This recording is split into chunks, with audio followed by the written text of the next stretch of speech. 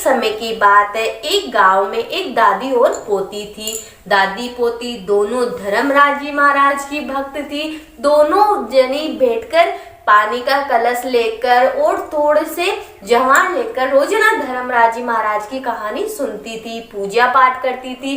धर्मराज जी महाराज को भोग लगाकर ही दोनों खाना खाती थी। धीरे धीरे पोती बड़ी होने लगी। दादी को उसके विवाह की चिंता होने लगी और वो समय भी आ गया दोस्तों, जब दादी ने पोती का विवाह कर दिया।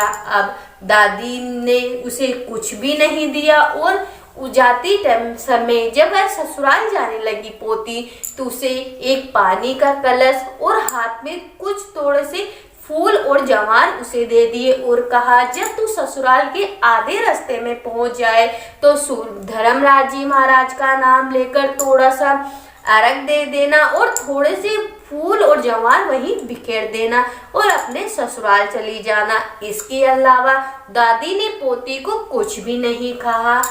पोती ससुराल जाने को हुई, तब वह रास्ते में सोचती गई कि दादी ने दहेज में कुछ भी नहीं दिया और कुछ भी नहीं कहा। अब मैं ससुराल जाऊंगी तो सब लोग वहां पूछेंगे कि भाई तू क्या लेकर आए है, तुझे क्या धन दौलत मिली है, और कुछ नहीं मिलेगा तो सब बातें बनाएंगे। ये वह पोती पूरे रास्ते सोचते सोचते जाती है।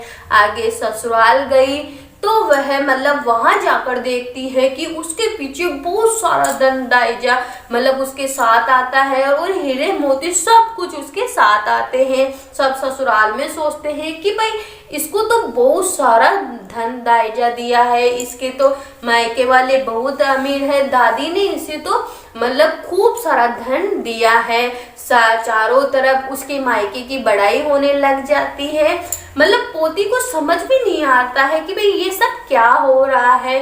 फिर दूसरे दिन शाम को वह कि भाई जब उसकी सास कहती है कि बहू खाना खा ले, तब वह सोचती है कि आज तो मैंने धर्मराज जी महाराज की पूजा पाठ ही नहीं की है, उनको भोग ही नहीं लगाया है, उनकी कहानी नहीं सुनी है, तो मैं खाना कैसे खाऊं। वह बैठी रहती है। रात हो जाती है, तब सास कहती है कि बहू मैंने तुझे खाना परोसा, तूने खाया नहीं।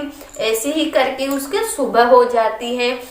दूसरे दिन फिर वह खाना नहीं खाती है तो सास पूछती है कि बहू खाना क्यों नहीं खा रही है।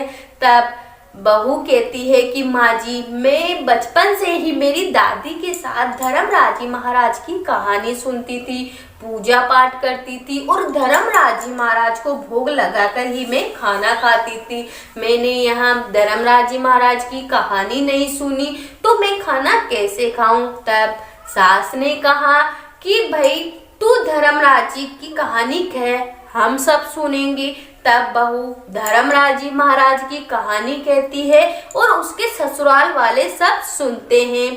फिर वह तो जो सास ने खाना बनाया था वह प्रसाद के रूप में बहू कहती है कि आप थोड़ा सा ये अपने आस पड़ोस वालों को दे आओ। जैसे ही सास अपने आस पड़ोस वालों को देकर आती है तो पीछे से आकर देखती है तो उसके घर में बहुत सारा धन राजा भर जाता है। चारों तरफ धन का भंडार भर जाता है।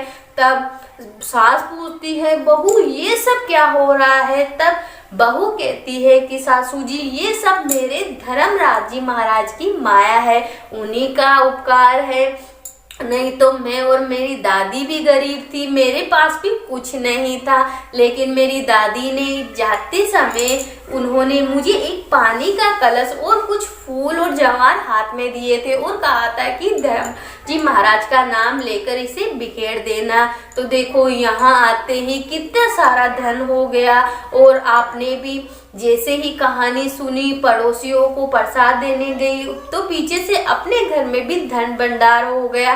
तो सबने धर्मराज जी की परोपकार माया मानी, सबने धर्मराज जी महाराज का चमत्कार देखा। तो दोस्तों ये थी धर्मराज जी महाराज की कहानी। तो